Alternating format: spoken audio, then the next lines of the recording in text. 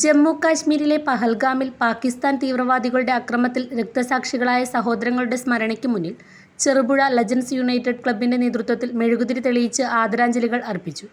Soubin Jose, Joby M Thomas, V Aneesh, Shijo Karakkattil, M Siby, Shijo Kavalam, N S Anshad, K Shinu, K Sudheesh എന്നിവർ നേതൃത്വം നൽകി.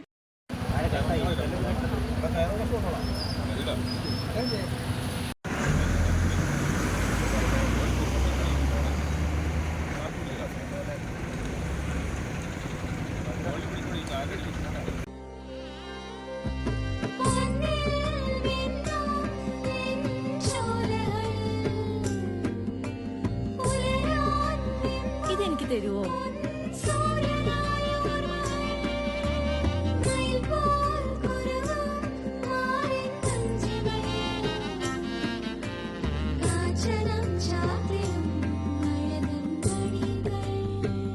ചില ബന്ധങ്ങൾ പവിത്രമാണ്.